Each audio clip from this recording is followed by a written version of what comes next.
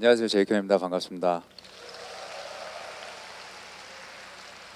어, 래퍼가 무슨 강연을 해야 하나 고민을 굉장히 많이 했는데요.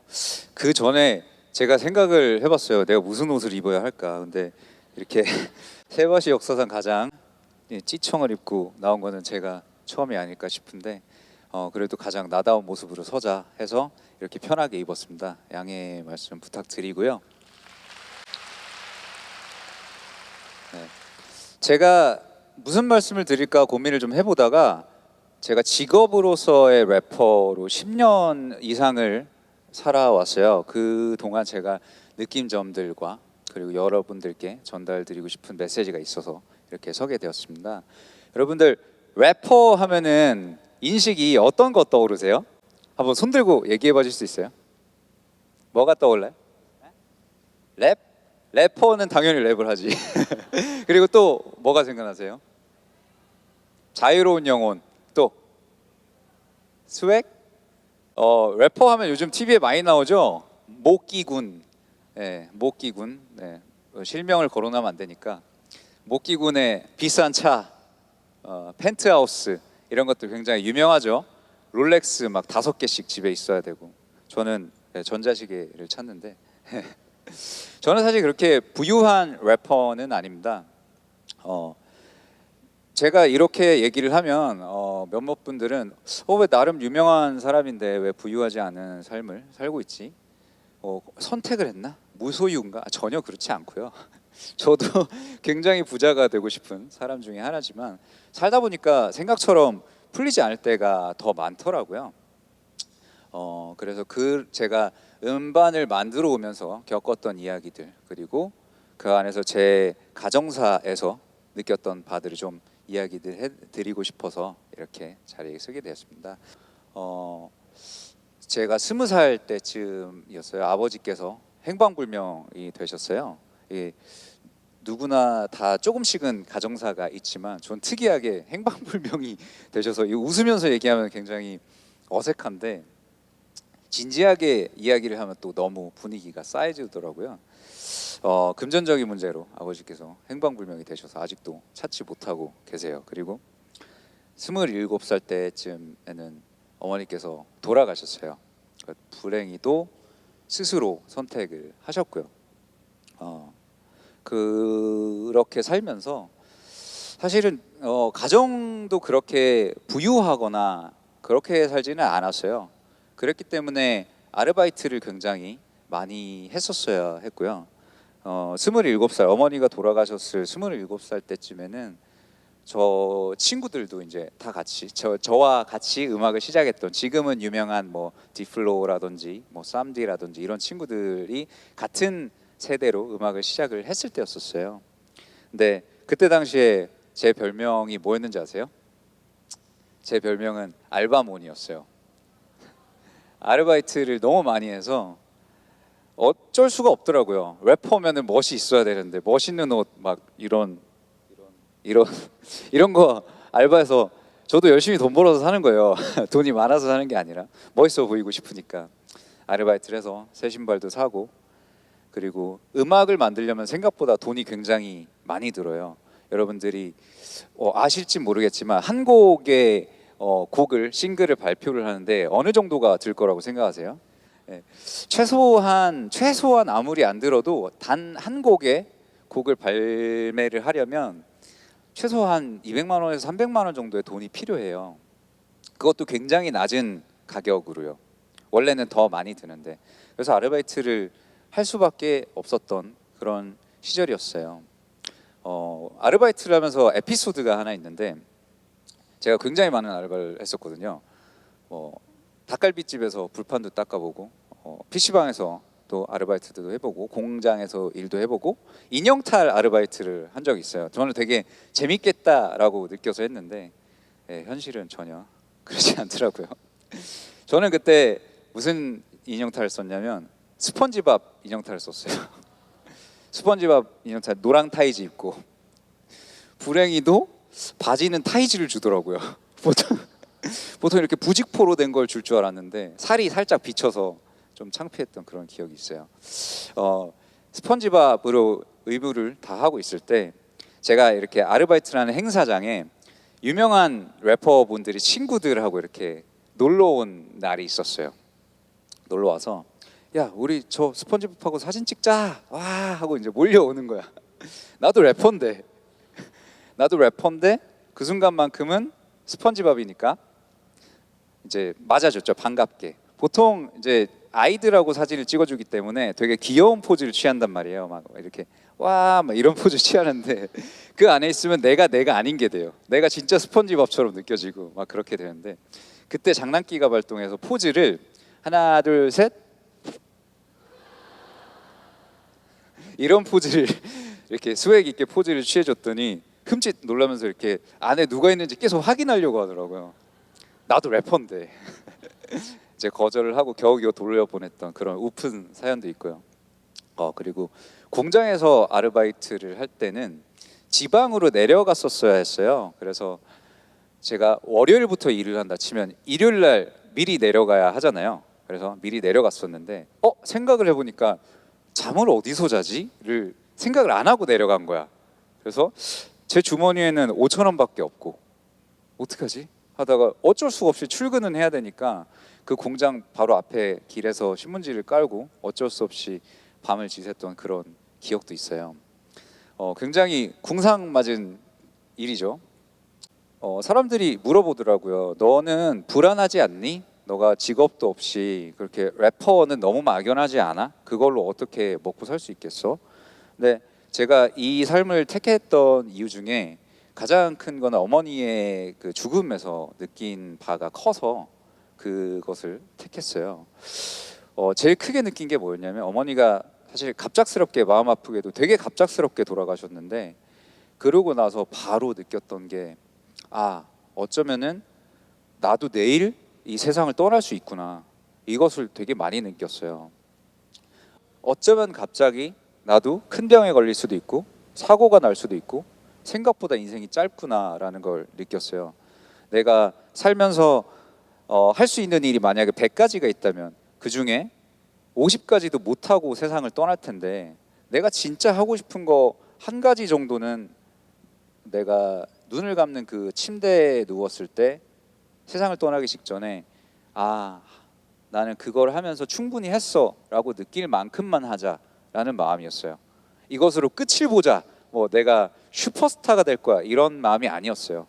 최소한 그걸 더 해볼 걸 이라는 생각만큼은 하지 말자 였거든요. 어떤 책에서 이런 글을 봤어요. 사람이 죽기 전에 하고 나서 후회하는 것과 하지 않아서 후회하는 것, 어떤 것이 고통이 더 클 것 같아요? 네, 하지 않아서 고통받는 게 더 크다고 들었어요.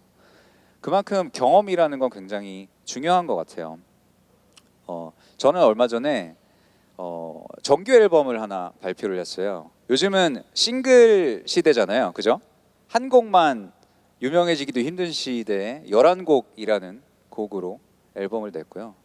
그리고 LP라는 매체로 발매를 했어요. 말이 나온 김에 좀 보여드리려고 이렇게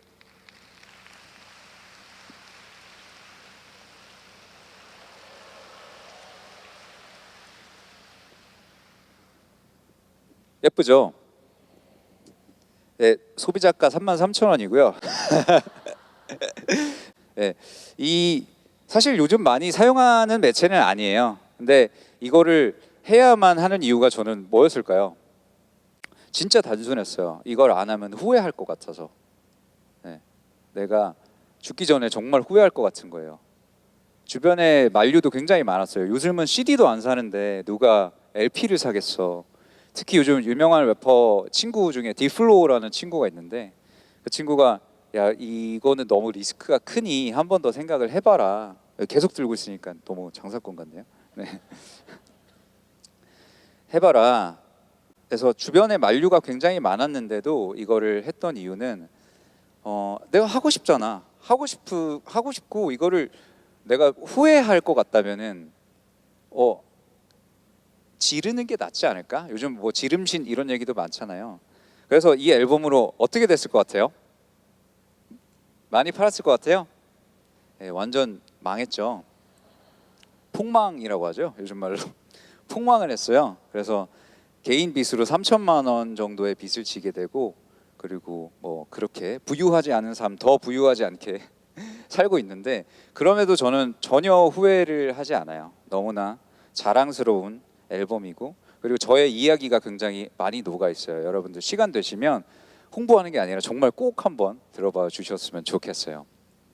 이렇게 리스크를 안으면서 제가 이 행위를 한 이유는 정말 첫 번째로 꼭 말씀드리고 싶은 부분이에요.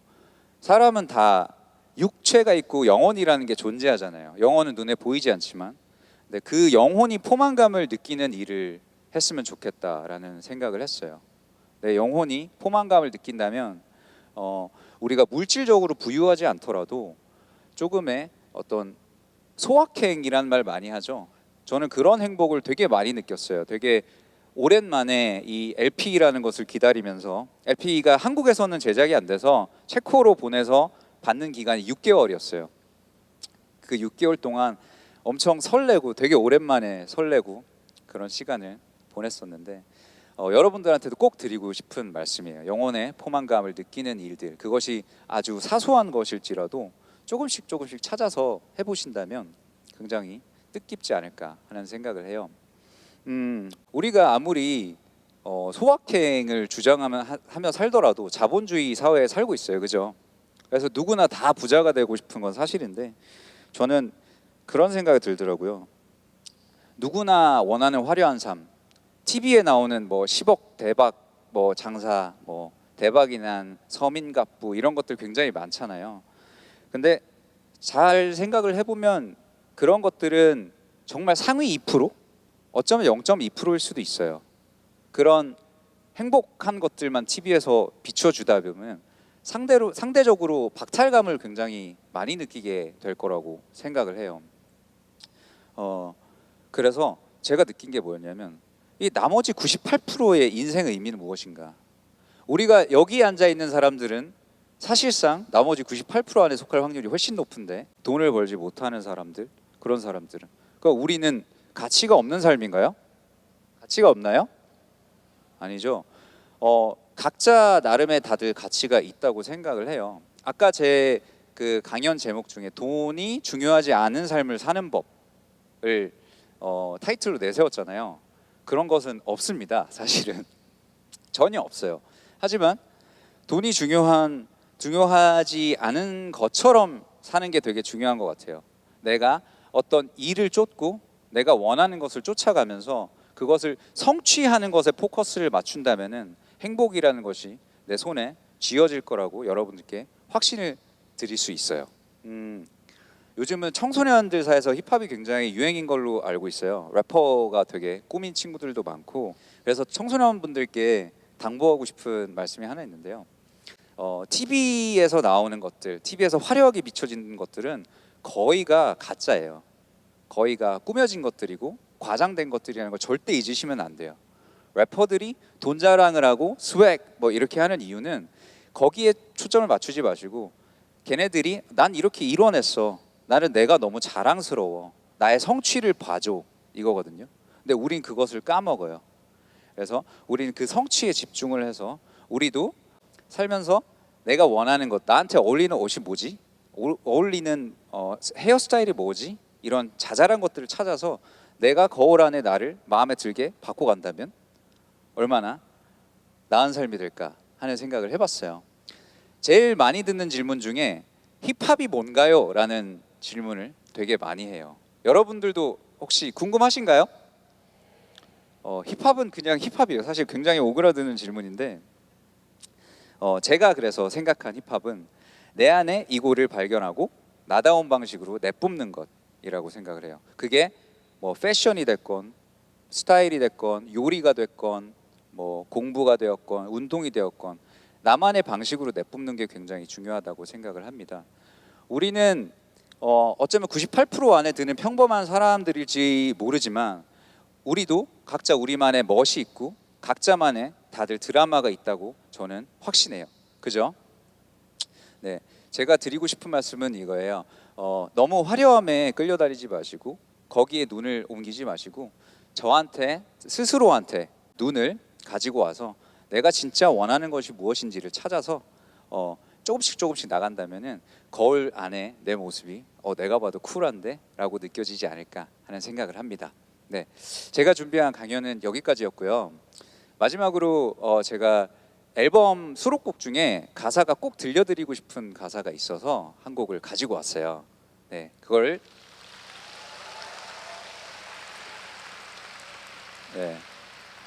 들려드리면서 물러나도록 하겠습니다. 제목은 Soon Easy라는 곡이고요. 곧 좋은 일이 생길 테니까 너무 복잡하게 생각하지 말자, 이런 내용이에요. 들려드리고 물러나겠습니다.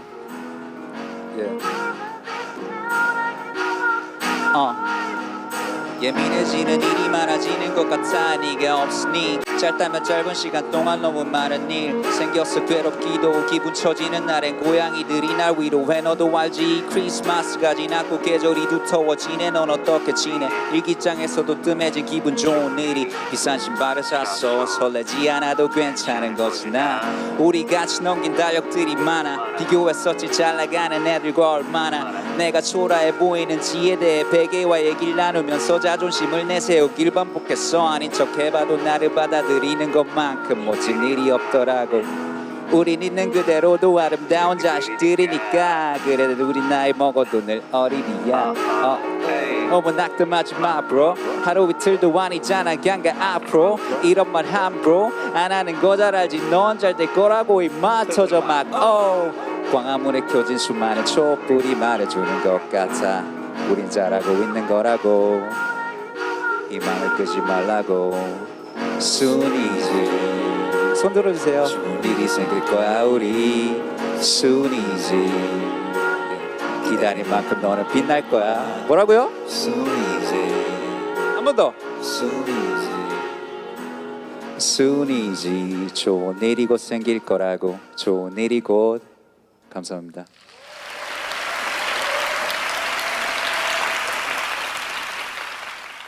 지식을 나누고 성장합니다. 경기도 지식캠퍼스.